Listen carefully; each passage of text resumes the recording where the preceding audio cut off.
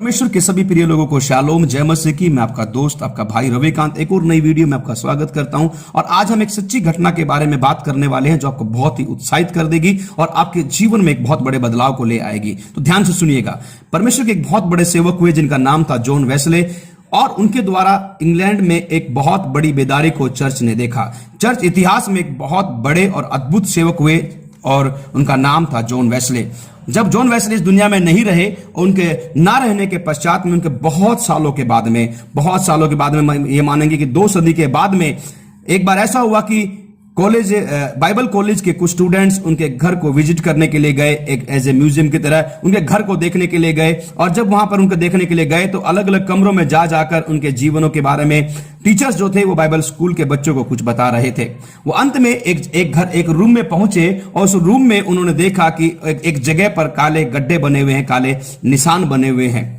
Students ने पूछा, teachers क्या ये गड्ढे किस चीज के हैं और ये काले निशान किस चीज के हैं? और टीचर ने बताया कि ये गड्ढे जो हैं, ये निशान जो हैं, ये जॉन वेस्ले के प्रार्थना के घुटनों के निशान है। यहां पर घुटनों पर आकर जॉन वेस्ले प्रार्थना किया करते थे। ये बातें सुन करके बाकी सभी स्टूडेंट्स जो थे वो जाकर के गाड़ी में बैठ गए और टीचर्स भी सब बच्चों को लेकर के वापस गाड़ी में जाकर के बैठ गए। जब काउंटिंग की गई तो एक बच्चा कम था।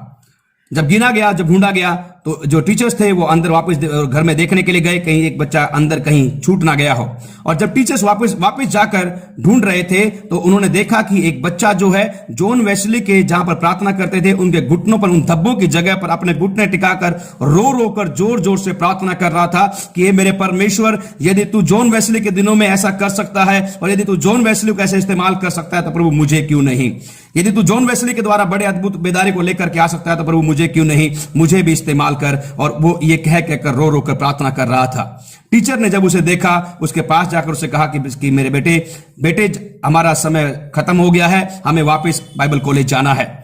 परमेश्वर के प्रिय लोगों, बाकी सभी लोग उसके अंदर बस के अंदर बैठे हुए थे। सिर्फ एक ही ये बच्चा था जो उन धब्बों के पर अपने घुटने टिकाकर प्रार्थना कर रहा था। मालूम है परमेश्वर के प्रिय लोगों, यही बच्चा पिछली सदी का एक महान बेदारी लाने वाला एक महान रिवाइवलिस्ट था।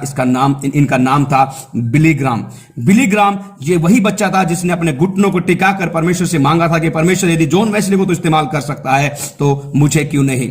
परमेश्वर के प्रिय लोगों, आज भी परमेश्वर ऐसे लोगों को ढूंढ रहा है जो ये कहें कि परमेश्वर, यदि जॉन वेस्ले को इस्तेमाल कर सकता है मुझे भी इस्तेमाल कर। परमेश्वर आज ऐसे लोगों को खोज रहे हैं जो उसके लिए प्यासे, जो उसके लिए आज भी भूखे हैं। और परमेश्वर अंतिम समय की बेदारी ऐसे ही लोगों के द्वारा लेकर के आएगा जो उसके लिए भूखे और प्यासे होंगे। आमीन, हालेलुया। यदि आज आप इस घटना के द्वारा, इस कहानी के द्वारा, इस सच्ची कहानी के द्वारा यदि आज आप आशीषित हुए हैं, अपने मित्रों के साथ में इसे शेयर करना बिल्कुल मत भूलना। और अपने हृदय में प्रार्थना कीजिए, प्रभु यदि आप बिली ग्राम को इस्तेमाल कर सकते हैं, प्रभु मुझे क्यों नहीं? और परमेश्वर तैयार है हम सबको अपनी महिमा में बढ़ाने के लिए, उस क्षेत्र में इस्तेमाल करने के लिए। प्रभु सबको आशीष दे। शालोम, जय मसीह की।